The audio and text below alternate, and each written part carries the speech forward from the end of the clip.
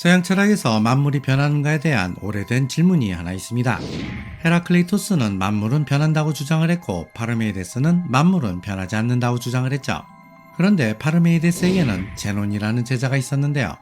제논은 파르메이데스의 주장인 만물이 변하지 않는다는 것을 증명하려고 했습니다.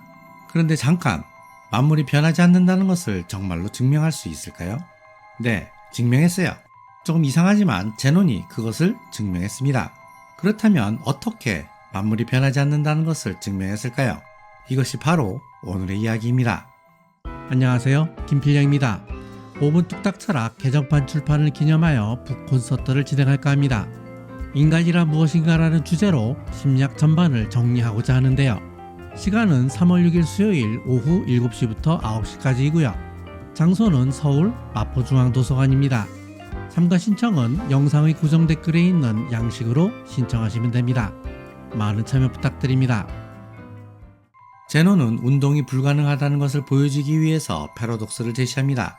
그것을 제논의 패러독스라고 하는데요. 첫 번째 패러독스는 아킬레스와 거북이 패러독스입니다. 아킬레스와 거북이가 달리기를 한다고 합시다. 아킬레스는 거북이보다 10배나 빨리 달릴 수 있어요.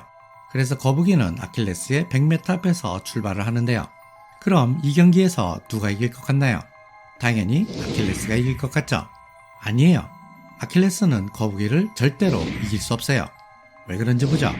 아킬레스가 100m를 달리면 거북이는 10m 앞에 가 있습니다.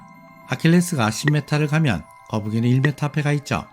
아킬레스가 1m를 가면 거북이는 다시 0.1m 앞에 가 있습니다. 아킬레스가 0.1m를 가면 거북이는 다시 0.01m 앞에 가 있겠죠. 즉 아킬레스가 거북이가 있는 곳까지 가면 거북이는 언제나 앞으로 더 나아가 있는 겁니다. 그래서 아킬레스는 절대로 거북이를 따라잡을 수 없어요. 두 번째 패러독스는 이분법의 패러독스입니다. 아킬레스가 A 지점에서 B 지점까지 달린다고 합시다. B 지점에 도달하기 위해서는 2분의 1 지점인 C 지점을 통과해야 합니다. 그리고 여기에서 B 지점에 도달하기 위해서는 다시 2분의 1 지점인 D 지점을 통과해야 합니다. 그리고 여기에서 다시 B 지점에 도달하기 위해서는 2분의 1 지점인 E 지점을 통과해야 하죠. 마찬가지로 F, G, H, I 등 무한한 지점을 통과해야 합니다. 따라서 아킬레스는 결승점에 점점 다가갈 수는 있지만 결코 결승점에 도달하지 못합니다.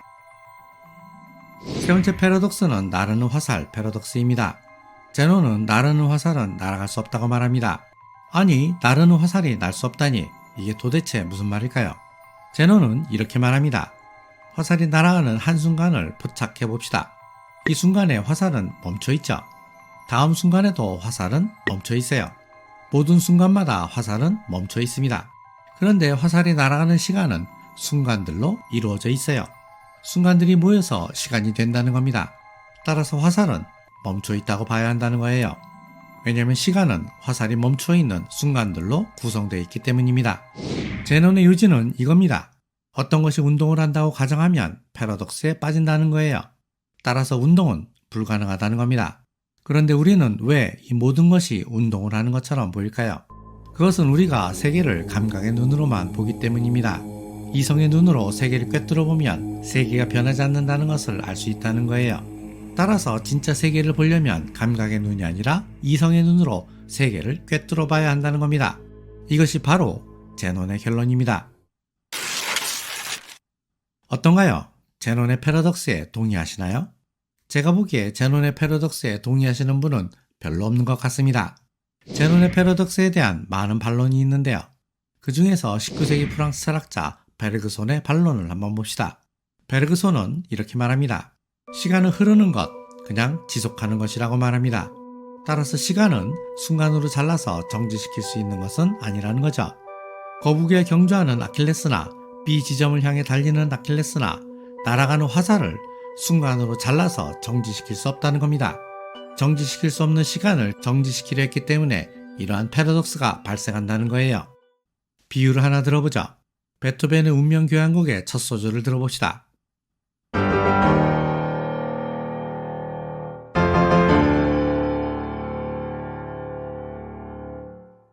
너무나 익숙한 멜로디죠. 멜로디를 순간으로 잘라서 들어볼까요?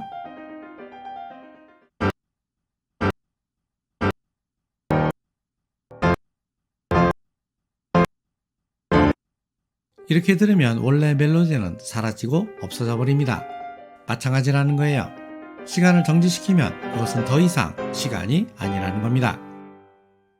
그런데 왜 우리는 시간을 정지시킬 수 있다고 생각한 걸까요? 그것은 우리가 시간을 공간처럼 생각했기 때문이에요. 공간은 더하고 빼고 나눌 수 있죠. 우리는 시간도 공간처럼 더하고 빼고 나눌 수 있다고 착각한 겁니다. 베르그손의 주장은 사실 물리학에 대한 전면적인 도전이라고 할 수 있습니다. 물리학은 크기, 질량, 속도, 힘은 물론 시간과 공간까지도 수치화해서 그것을 더하고 빼고 나누고 곱합니다. 따라서 시간을 수치할 수 없다는 베르그손의 주장을 받아들이면 물리학도 잘못된 학문이 되는 거죠.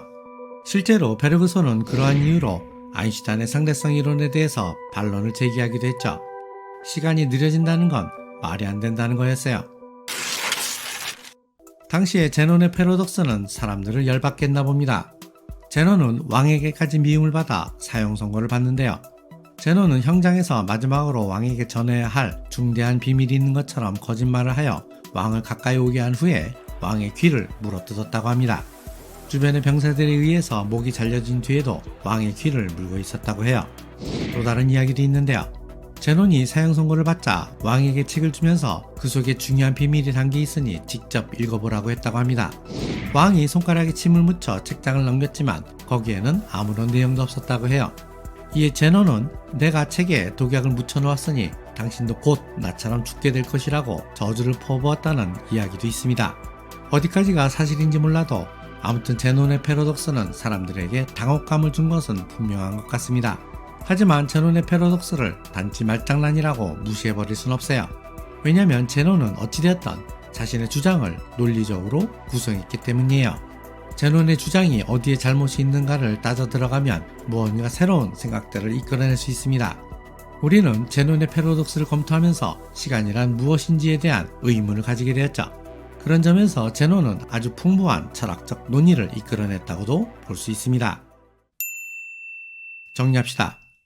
첫째, 제논은 어떤 것이 운동을 한다고 가정하면 패러독스에 빠진다는 것을 보여주었습니다.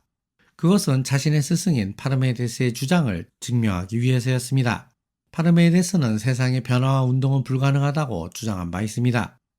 둘째, 제논의 패러독스에 대한 반론으로 베르그손은 시간은 그냥 흐르는 것으로서 정지시킬 수 없는 것이라고 했습니다. 베르그손의 이러한 주장은 물리학에 대한 문제제기로 이어집니다. 셋째, 제논의 패러독스는 어찌 보면 그냥 말장난처럼 보이지만 사실 그의 패러독스는 많은 철학적 논의를 이끌어냈습니다. 특히 시간에 대한 새로운 생각들을 이끌어냈다고 볼 수 있습니다. 이상 제논이었습니다.